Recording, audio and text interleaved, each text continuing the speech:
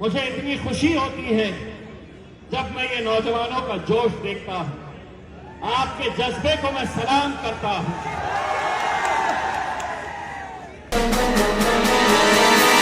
Media voice, आपकी आवाज। ओखला के अंदर यकीनन एक तब्दीली आने वाली है। मैं बड़े ही ईमानदारी के साथ ये बात कहना चाहता हूं। मैंने सपा भाई को कभी मिला नहीं, कभी देखा नहीं, ना तो कभी फोन के ऊपर बात हुई। तब आप ये सोचेंगे कि जिस शख्स को हमने देखा नहीं, जिस शख्स से हमें कभी बात नहीं किए, हमने कभी उनसे मुलाकात नहीं की, न फोन पे बात की, तो कैसा मजलिस इत्तेहादुल मुस्लिमीन ने एक ऐसे उम्मीदवार को टिकट दे दिया ओखला से,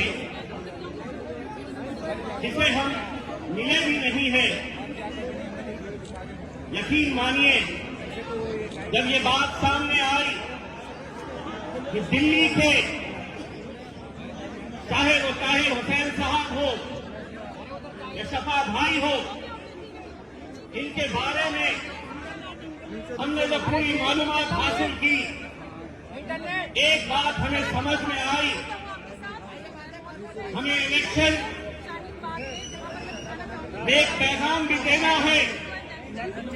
अगर सपा भाई जैसे लोगों के साथ अगर मजलिस नहीं खड़े रहेगी तो यकीन मानिए उनके साथ कोई खड़े रहने वाला नहीं है। हमने ये देखा है, आज अगर इतने सालों से वो जेल में है, वो सलाखों के पीछे है, तो किस लिए? क्या किसी की जमीन हड़पी है? क्या कोई बड़ा जुर्म करके वो अंदर गए हैं? क्या किसी का पैसा लूटे हैं? मेरे भाई, अगर उस दिन वो न होते तो शायद मंजर कुछ और होता। अगर वो आज अंदर है तो कहीं न कहीं इस बात का एहसास करिए, सोचिए कि वो अगर अंदर है तो आप बाहर हैं। वरना हो सकता था कि वो शख्स बाहर रह सकता था, अंदर आप में से कोई और जेल की सलाखों के पीछे सालों साल अपनी जिंदगी गुजार रहा होता। हमने जब सपा भाई के दो छोटे छोटे मासूम बच्चों से जब मैं मिला,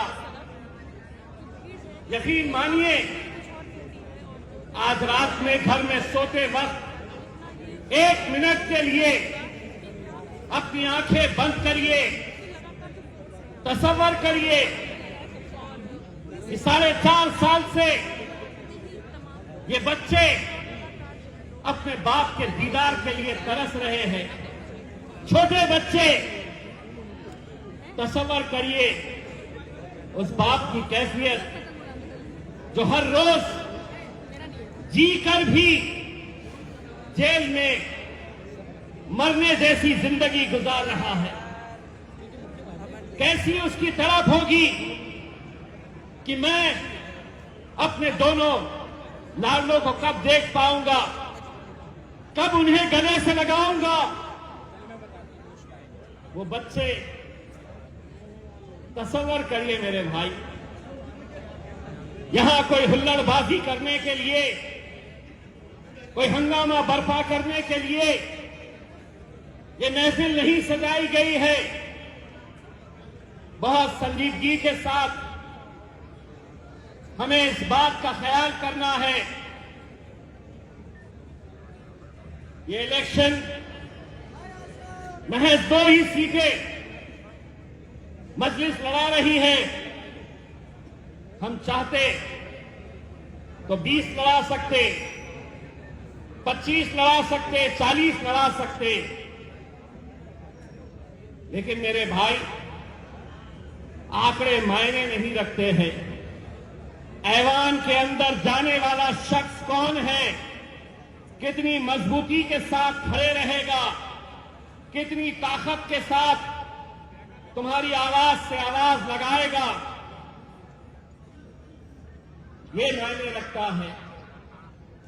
मैंने अल्हम्दुलिल्लाह आप लोगों की दुआओं की बदौलत ये शर्फ मुझे हासिल हुआ था कि हिंदुस्तान की उस अजीम शख्सियत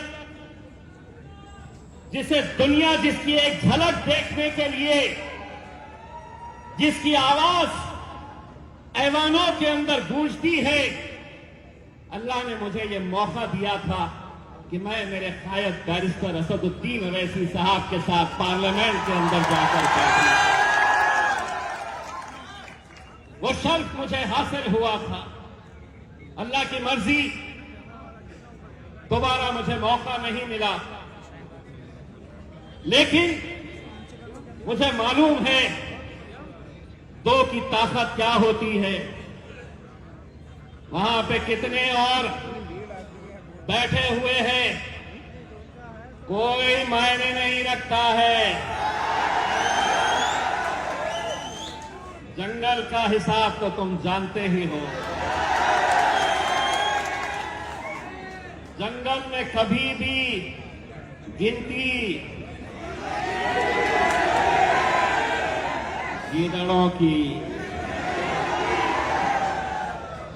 भेड़ बकरियों और कुत्तों की गिनती नहीं होती। शेर कितने हैं ये देखे जाते हैं। बहुत तकलीफ होती थी उन्हें कि एक शेरवानी से तो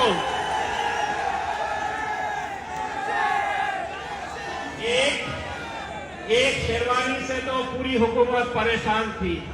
बोले ये दूसरा भी आया है तो बोलता बहुत है। मजलिस गूंगे, मुक्के और बहरों की जमात नहीं है। हम बोलते हैं और अल्हम्दुलिल्लाह पहले ही दिन से अगर मैंने वहां पर जाकर कुछ सीखा था तो मेरे कायद ने मुझे ये सिखाया था कि पूरा सीना तान के, पूरे जिगर के साथ सच को सच बोलने की हिम्मत रखो, झूठ को झूठ बोलने की हिम्मत रखो,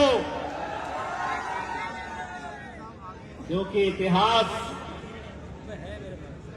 दिलेरों का लिखा जाता है।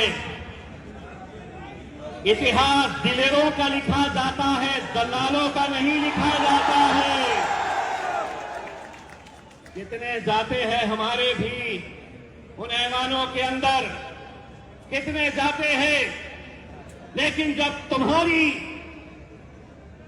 तुम्हारी आवाज बनने की बात आती है, तुम पर जुल्म होता है, तुम पर ज्यादती होती है, तो कोई बोलने के लिए तैयार नहीं होता। लोग परेशान थे कि पहली मर्तबा पार्लियामेंट के अंदर आया और नरेंद्र मोदी की आंखों में आंखें डालकर बोल रहा है।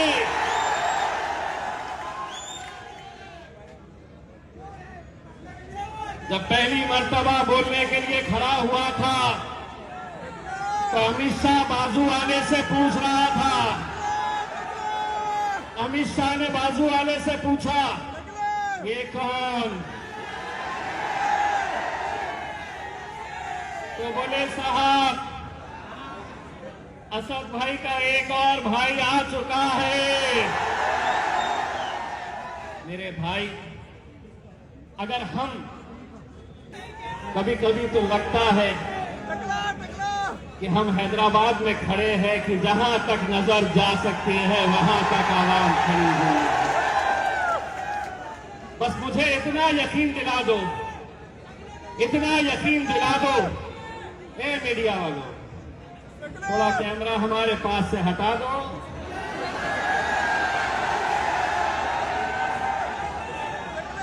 शिफा भाई को कितने लोग वोट करने वाले हैं, हाथ ऊंचा करके दिखा दो। यहां दिखाओ।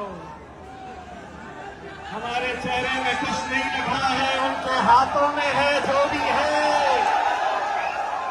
5 तारीख के दिन इंशाल्लाह यही हाथ उठेंगे और जुल्म के खिलाफ एक पैगाम हम देंगे।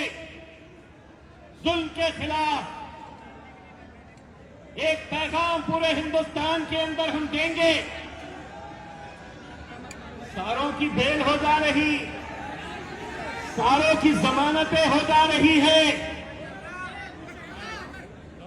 एक बात मैंने पहले ही जलसे में कहा था, आज एक बार फिर से दोहरा रहा हूं। शिफा भाई, आप ये मत समझिए कि आप अकेले जेल में हैं। यहां जितने लोग हैं 5 तारीख तक इन्होंने सबने अपना नाम तब्दील कर लिया है। बोलो, तुम्हारा नाम क्या है? मेरा नाम क्या है? असद भाई का नाम क्या है? मेरे भाई, दिल्ली के अंदर 2 सीटें हमें दे दे मेरे भाई। इतने जिगर के साथ पूरे हिंदुस्तान के अंदर मजलिस देखिएगा, फिर कैसा कारनामा अंजाम देगी।